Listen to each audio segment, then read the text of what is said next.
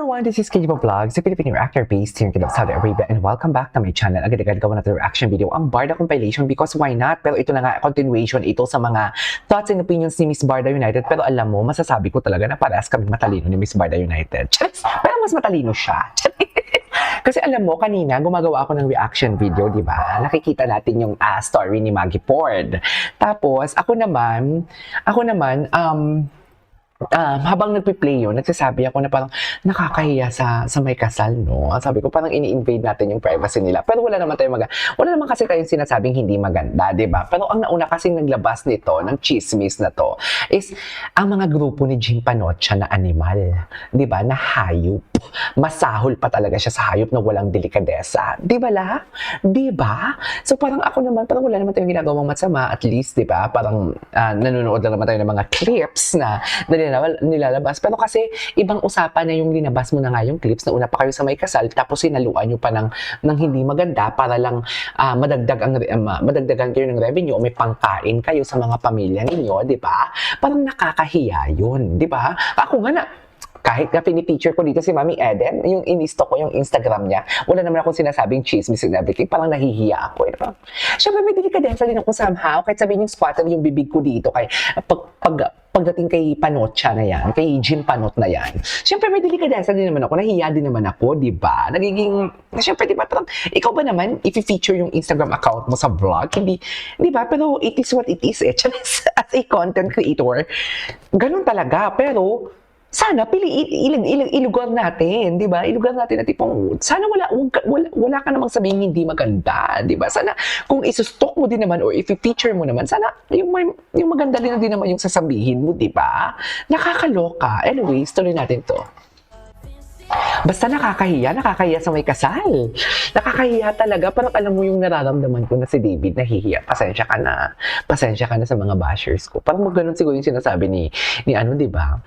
Na sinasabi ni David, no? Pasensya ka na sa mga sa couple. Pasensya. Siguro ka kasi kung sa akin mangyari yan. For example, kung ako sikat, tapos may gumaganyan sa akin, tapos fini-feature yung may kasal. Di ba? Parang ako, humingi ako ng sorry ka na. Pasensya na talaga sa mga bashers ko. Pasensya ka na sa mga followers ko, mga gano'n. Nakakahiya talaga. Sa totoo lang. Anyways.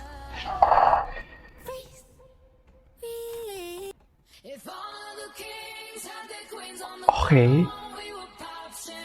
Wait lang, privacy is invaded. Meron pa dito wait. I'm just really wondering by what authority and audacity is Pinot and Panot invading privacy, stealing and grabbing private photos and event, claiming public photos they didn't take on their own and putting their copyright watermark. Ang kapal, no? Ang kapal talaga. Magnanakaw nga. Magnanakaw ang atake nila. Sa totoo lang, magnanakaw. Fake news peddler.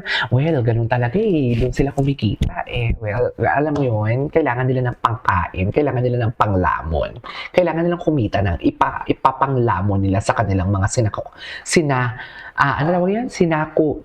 sinasakupa. Ganun talaga eh. Di ba, Jim? Panglamon ang term, hindi pangkain. Panglamon because Tommy ka. Oo, Jim. Magkita tayo, Jim. Uuwi ako next month. Ano? Kita tayo? Ano? Gusto ko na makita mukha mo, walang away. Hindi ako makipag-away, hindi ako makapagtalakan. Tinginan lang tayo. Ganun lang. Tinginan lang tayo. Kung maganda ka ba talaga? Tingnan natin kung mabango ka, kung hindi ka mukhang maasim, kung wala kang ka-pores-pores. Tingnan natin kung hindi ka tinutubuan ng sumpa sa katawan. Ako araw-araw ako nagtatabas ng sumpa. Tingnan natin, Jim. At gusto kong marinig, kung ikaw mag-English, gusto kong marinig kung paano ka magsalita for today's video. Kasi, gel yan? Ano? Tara? Bakit ka masaya, KJ? Despite sa mga chismis, masaya ako eh. Barda real or real? Barda pa din. Di ba me? Anyways. Di ba? The audacity. Wait lang. Privacy. Actually, ginagalit ko talaga si Jim para i-feature niya ako sa channel niya. Ganun talaga technique doon.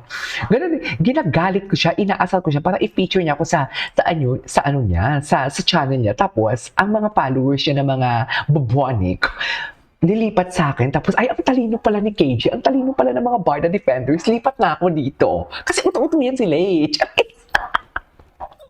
Yung mga followers ni Jim, utu-utu yan. Pag sinabi mo, oh, ang ganda mo naman. Ay, sinabihan niya ako maganda. Sige, lipat na ako sa'yo. Kasi si Jim, hindi niya ako sinasabihan maganda eh. Ganun. Di, kung hindi ka utu-utu, hindi ka maniniwala dyan kay Jim Panot. Diba?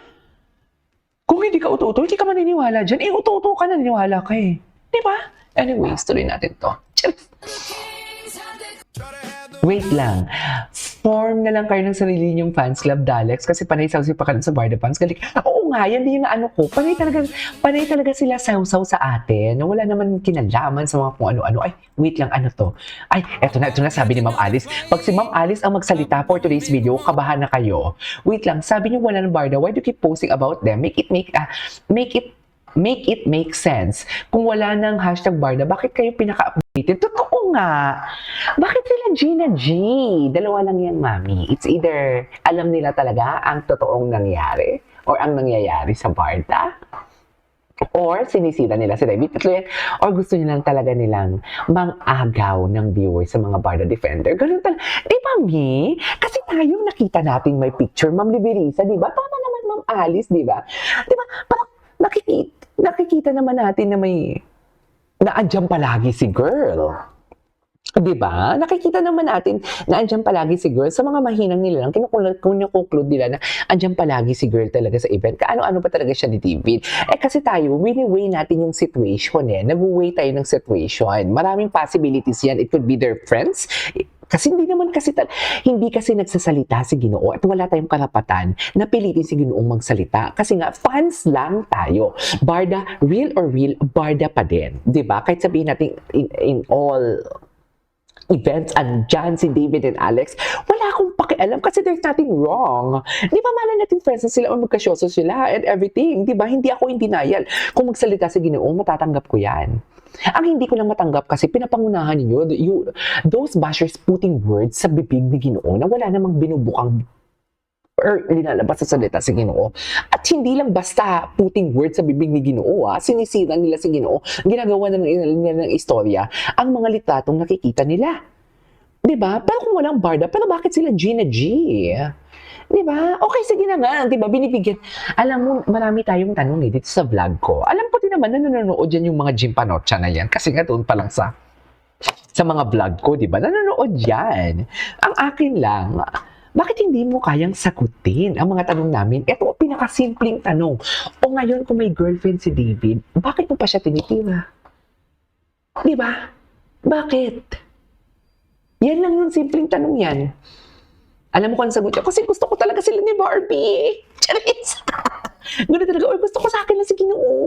Hindi ko gustong pantasyahan niyo din si Ginoo. Hindi ko gustong purihin niyo si Ginoo. Kasi gusto ko ako lang pupuri sa kanya. Kasi akin lang si Ginoo. Bakla ka, pangit mo. Galit. Ang pangit niya. Galit na galit. Pero totoo to ha.